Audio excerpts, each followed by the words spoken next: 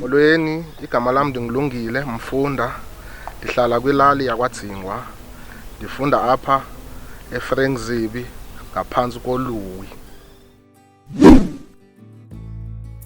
Ndiqale i-learnership ndiqale kunyaka ophelile ngomhla ka-1 ku-August 2024.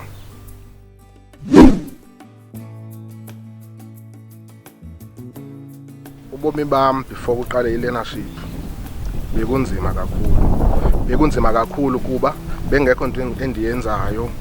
Bendivuka nje yonke into ekuhlaleni ibikufumana, kuba khona into eyenziwayo nawe uyabandakanyeka apho. So bekunzima, kukho mnandi ukuhlala nje ekhaya ubona abantu bephuma, utshona uvuka ekuseni nelanga uphinde uyotshona nelanga.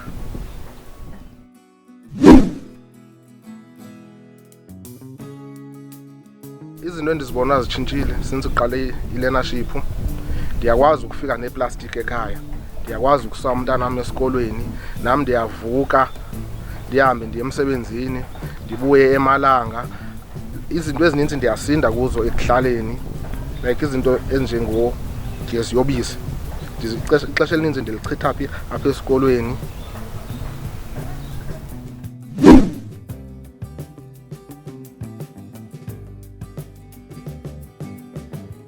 Izinto endiye ndazifunda kule program ukuba ndikwazi ukuzimela, ndingalindi ukuyocela umsebenzi, ndikwazi ukuthi ndingene egadini ndityale, ndilime, ukwenzela ukuthi nami ndizokwazi ukuthengisa, ukwenzela ukuthi ndikwazi ukondla ifamily yam.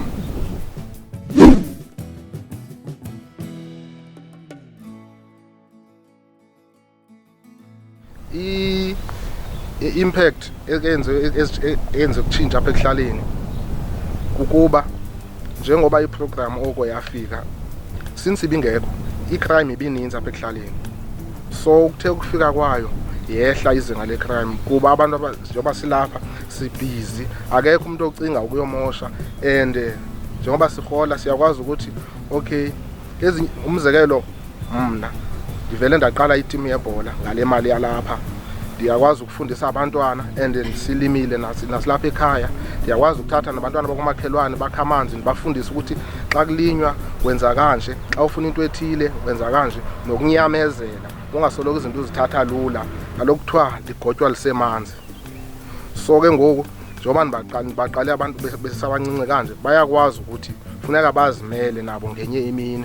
And napha emakhaya since sine-watering cans, sine-hose pipe ezizo zamanzi, siyakwazi ukuthetha nabo abantwana ngale mali le esiyifumana apha, ubaphe amarandi bafaka amaphayiphi, sicenkceshele, sikhulisane, kube right nje ekuhlaleni. And itshintshe kakhulu, lehlile nezinga lobudlobongela apha ekuhlaleni kuba xa uphuma apha uyakwazi uba uyocenkceshela, uyakwazi ukuthi uya ejimini ubuye uhlambe ulale.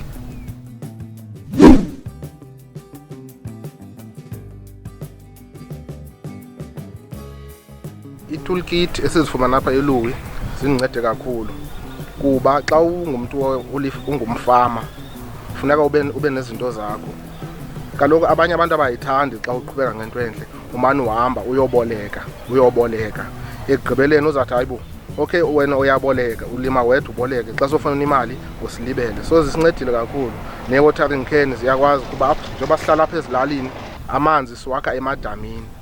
So ke ngoku la manzi awakha emdaka iyakwazi ukusefa, aphume amanzi e-right ukwenzela izithole nazo zibe right, zibe ntle.